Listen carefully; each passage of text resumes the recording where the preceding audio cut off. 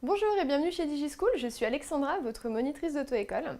Et aujourd'hui nous allons voir comment obtenir votre numéro NEPH en ligne pour pouvoir vous inscrire aux épreuves du code de la route.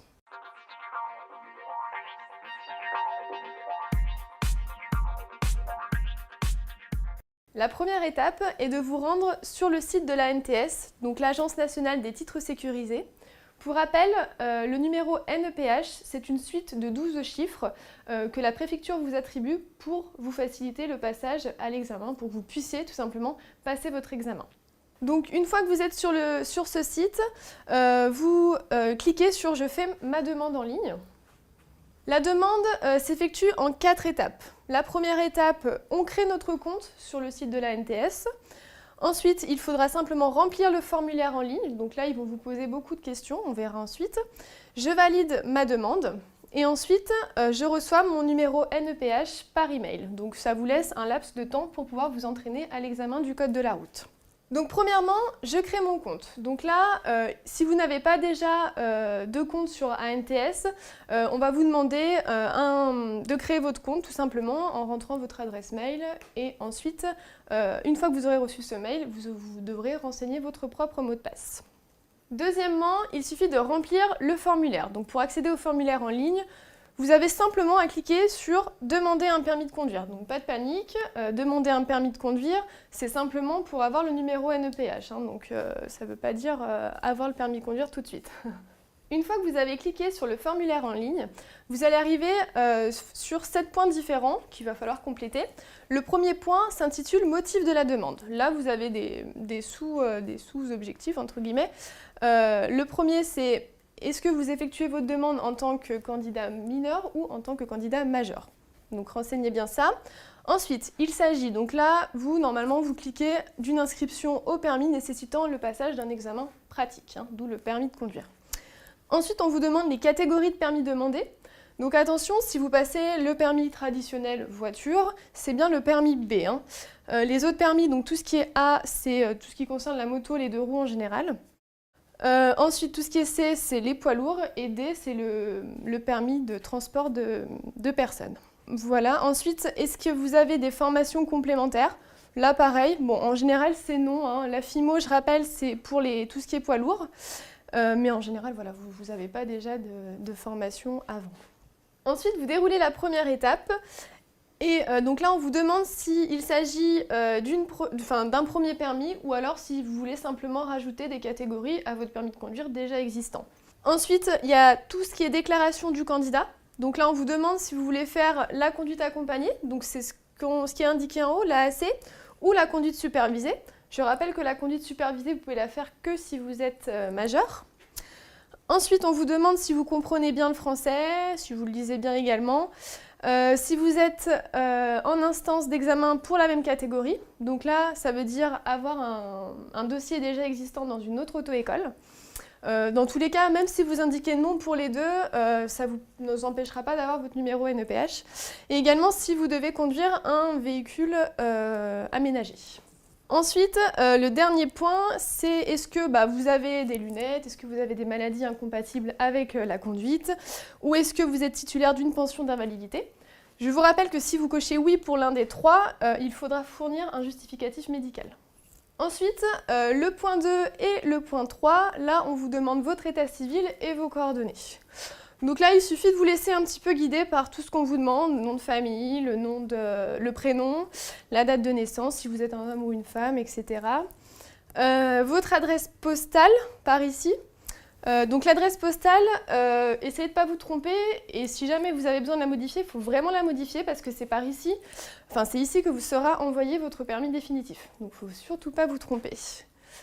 Et ensuite, on vous demande la préfecture de rattachement. Là, en général, si vous mettez correctement votre code postal, ça vous le trouve automatiquement. Voilà pour ce qui est de l'état civil et des coordonnées. On passe à la suite. Le point 4, donc là, ça concerne la photo et la signature, parce que je vous rappelle qu'il faut bien joindre une photo à votre dossier. Là, vous avez 2 possibilités. Donc la première, ça va être tout ce qui est e-photo, en fait, c'est ce qu'ils appellent une e-photo. Donc ici, vous vous rendez chez un photographe ou dans un photomaton agréé ANTS. Donc là, vous faites photographier, hein, comme l'ancienne méthode. Ensuite, on vous demande une signature sur un écran tactile. Donc là, vous signez. Et une fois que vous avez signé, le photomaton ou le photographe vous donne un numéro. Voilà, tout simplement. Donc ce numéro, vous le conservez bien. Et ensuite, il faudra le rentrer dans votre dossier. Donc une fois que vous avez le numéro, vous rentrez votre dossier et normalement la photo apparaît automatiquement sur votre dossier en ligne. Si vous voulez plus d'informations sur la photo signature, n'hésitez pas à consulter notre guide concernant l'obtention du numéro NEPH. Il est mis à jour et vous en saurez davantage sur cette photo signature. Il y a également donc l'autre méthode, la méthode à l'ancienne. Donc là, vous allez chez un photomaton ou photographe qui n'est pas forcément agréé à NTS. Vous vous faites photographier. Et là, ensuite, vous joignez simplement, vous allez imprimer un formulaire, vous joignez votre photo et vous mettez votre signature sur ce formulaire que vous allez imprimer. Vous joignez tout ça à votre dossier et vous envoyez tout à la préfecture. Ensuite, on arrive au 5e point. Là, ce sont tout ce qui est en rapport aux pièces justificatives. Donc là, il y a plusieurs justificatifs qui vous sont demandés. Les principaux, donc ceux demandés par défaut, sont une pièce d'identité, donc bien valide, un justificatif de domicile, et si ce justificatif n'est pas à votre nom, si par exemple vous logez chez vos parents ou chez un ami, il faut bien l'attestation d'hébergement et une pièce d'identité de l'hébergeant. Donc là, vous pouvez également le télécharger en ligne et ça va se joindre automatiquement à votre dossier. Voilà, si vous voulez pareil, plus d'informations sur tout ce qui est pièces justificatives, elles sont également toutes détaillées dans notre guide sur le NEPH. Ensuite, le point numéro 6, c'est simplement le récapitulatif de votre demande, donc tout ce que vous avez noté, tout ce que vous avez coché. Donc ici, c'est une étape très importante qu'il ne faut pas passer. Il est très important de bien vous relire. Parce que si vous avez une erreur quelle qu'elle soit, ça risque d'entraîner l'échec de la procédure d'enregistrement et donc de retarder la réception de votre numéro NEPH. Donc très très important de vous relire. Hop. Ensuite, le point 7, là vous avez la confirmation. Donc si vous avez opté par l'envoi papier de votre photo, c'est-à-dire que si vous n'êtes pas allé dans un photomaton ou un photographe agréé à NTS, ça se passe tout par papier. Donc là, vous devez imprimer le formulaire de dépôt de signature qui va apparaître. Donc on le voit ici, hein, il a cette tête-là, le formulaire. Donc là, il est interdit de le raturer. Il faut bien coller votre photo donc en bas dans le cadre réservé à la photo et signer. Tout doit être fait à l'encre noire, hein, je précise. Et ensuite, vous l'envoyez à l'adresse indiquée sur le document. Donc normalement, en en-tête, vous avez l'adresse de votre préfecture. Si par contre vous avez opté pour la deuxième méthode, donc si vous avez saisi votre code e-photo, là normalement la photo et la signature apparaissent, donc vous regardez bien que ce soit vous, hein, que vous ne soyez pas trompé de code, et ensuite vous pouvez valider l'étape. Enfin, le dernier point, on valide la demande, donc une fois le formulaire terminé, vous avez donc juste à le valider, donc ça vous le faites dans votre espace personnel, afin qu'il soit soumis à la préfecture. Pensez bien que vous ne pouvez plus modifier une demande validée. Donc c'est pour ça qu'il faut bien vous relire, encore une fois j'insiste. Et attention également à l'adresse mail que vous allez noter.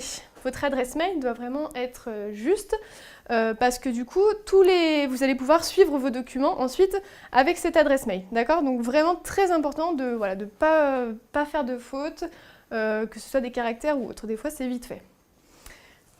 Et enfin, donc une fois que tout ça est envoyé, hop, là vous allez pouvoir du coup commencer à vous entraîner en attendant la réception de votre numéro NEPH.